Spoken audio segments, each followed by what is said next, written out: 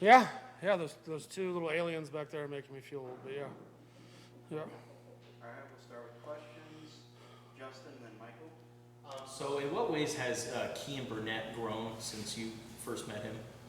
I mean, in a lot of ways. I think just to highlight some particular ones, he's playing a lot faster, like getting out of his stance, straighting through routes. He's trying to set things up less. And then in the run game, his footwork is getting there. We've still got a little ways to go. But every day we're seeing something move in the right direction. And then like maybe broader, just his confidence, and I think the kids around him, their confidence in him. And I know you didn't coach him, but what do you think the last 2 years playing behind a guy like Tanner McLaughlin can do for a player like Kean? I can only guess because I wasn't here, but I've had that situation similar in the past. And I think it's great to see positive examples. And on top of it, I've been around Tanner enough to know that he's a great kid. And so I think Tanner kind of set a good standard in terms of how Key is now being to the younger kids in the group, just that leadership piece of it. But I can't speak on it like crazy just because I wasn't here. Michael and David. Coach Carter said the other day he had a saying, no block, no rock. Yeah.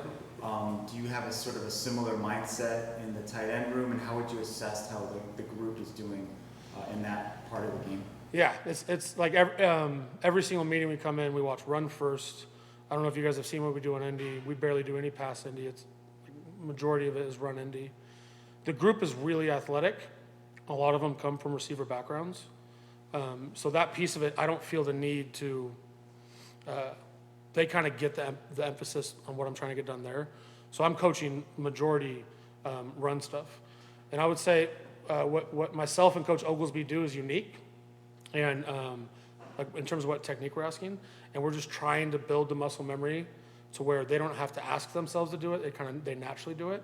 And we're progressive. And been through this with a bunch of tight ends. I'd say we're right on track with what I'm used to, and I think it's trending in the right direction. What is unique about it? What we're different about it? I mean, everyone is going to teach the footwork different, the hand placement different, and I've really tied myself to what Coach Oglesby's teaching, which comes from his background in Wisconsin, and so it's really specific in terms of the footwork and the hand placement.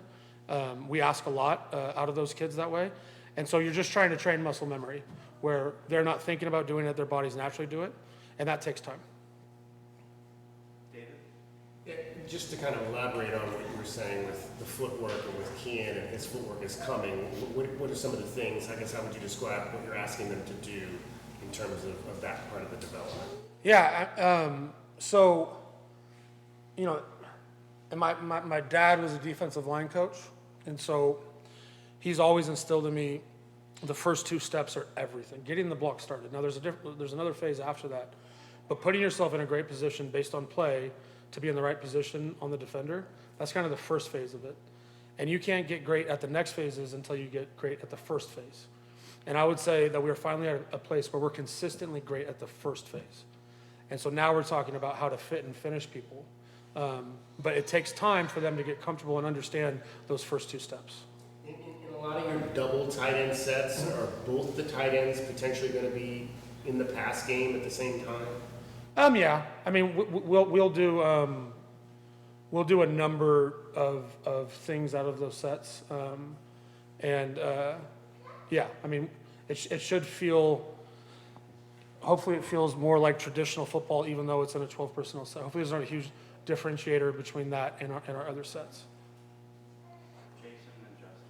You have quite a few capable tight ends. Yep. When it comes down to narrowing the depth chart or figuring out who's going to play, how do you kind of differentiate between who will see the field and who won't? Well, I think the great thing about my position is I don't have to ever be locked into one, right? And the group is so diverse in terms of skill set that really, I've had years where I've just had a really good guy and he just kind of plays every single play until he's tired. And then I've had years where we have to kind of, this guy's really strong at this, so he's going to be out there for this. He's strong at this. And so trying to ensure that the right guys are out there at the right time. Where we're at right now with that is we're still in evaluation mode. Still trying to give those guys an opportunity to prove that they can do all of it before we kind of later in camp hone in and say, okay, I kind of see this as your role, I kind of see this as your role. If that makes sense. Justin and Michael. Have you ever been in a position where you kind of like platoon tight ends? Oh, yeah, absolutely. Absolutely. That's what I'm saying.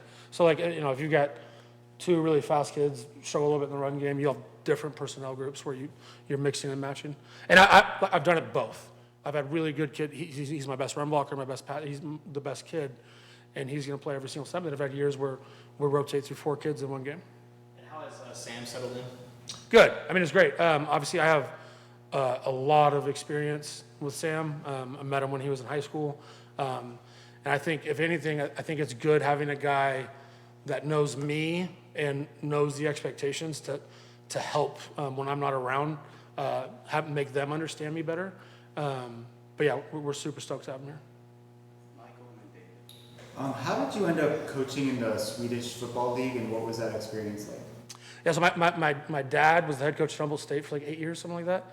And then when he got done, he was kind of retired, but wanted to keep coaching. And so he went overseas every single offseason to coach. I mean, he went to a bunch of places. I couldn't, maybe 12 different countries post his college career over here.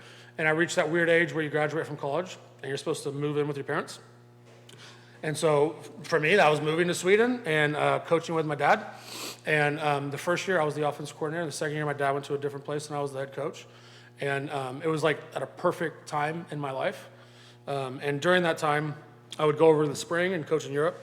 I'd come back in the fall and coach at Southern Oregon. And so I think in one calendar year I coached over 30 games, which for a young coach is just great reps. And I also, I wasn't just coaching one position. I had to work with different positions when I was over there, when I was over here. And so I think it helped me understand the whole picture as opposed to just coaching one position my whole entire career and kind of getting locked into just that. But yeah, it was an awesome experience, and I wouldn't change it for anything. David and then Brian. Now, Matt, you're over the entire passing game, is that correct? I'm a passing game coordinator. So then, how do you manage that during practice in terms of your tight ends, your wide receivers, your running backs, and everybody that has to be involved? Just throw it to number 4. No, I'm kidding. I'm kidding. I was halfway. We're just, it's more big picture stuff. Making sure that we're getting the right reps where we need them. Making sure the right people are in the right places. It's my responsibility to get the installs to the group, and it's my responsibility to make sure that, obviously, Bobby is a fantastic coach. Coach Movell is a fantastic coach, and they're looking at the really intricate details of the schemes. And I'm supposed to be on the outside looking at the big picture and make sure that we're heading in the right direction. How would you categorize kind of the growth we've seen in this camp of Rex Haynes at the wide receiver position? Oh, he's been great. There's a couple guys. I mean, Dev has shown major improvement. Rex has shown major improvement. I think Burnett has taken a step. It's good seeing some of those young players, watching their confidence grow. And with any young player, it's great to see the flashes. And once they get consistent, I think they'll be really valuable parts of the football team. And those are guys you don't know going into camp really what to expect. So when you get those surprises, it's awesome. Last question to Brian. For tight ends that you said have that wide receiver background, someone like a Kean, how do you mold that into still being a tight end in that position, but also take advantage of the fact that he can run those routes? Because we've seen a lot of the deeper ones with him. Yeah. So you're saying just how do I manage trying to transition him to the position? Or just have him use those characteristics in the tight end position, but not take it completely away from us. Oh, yeah. You're banking on some of that muscle memory and some of his prior experience coming with him. I mean, throughout my time coaching tight ends, I'd say there have been more kids with that type of background than there have traditional tight ends playing in high school. And then that's kind of going back to an earlier question. That's why I feel like I have to place so much emphasis on the run game, because a lot of those skill sets are already there and they pick up on them faster. So, if I give Key a coaching point on a route, I feel like the turnaround on seeing that progression happens faster than in the run game, because now you're talking about muscle memory. And I think of it when I'm coaching it a lot like I'm coaching like a swing in baseball or in golf, where if I give them 3 things to focus on, I'm not going to get one of them. I don't know if any of you guys can relate to that, but trying to swing, and you get one thing until you get the muscle memory right, and then you graduate to the next thing and the next thing and the next thing. So that's why we put so much emphasis on the run. Because those guys that are athletes that played wideout, that's fantastic, and they're going to bring that to the pass game. But my job is to make them, on 3rd and 1, we feel comfortable them being out there trying to block a defensive end. All right, that's our time. Thank you, guys.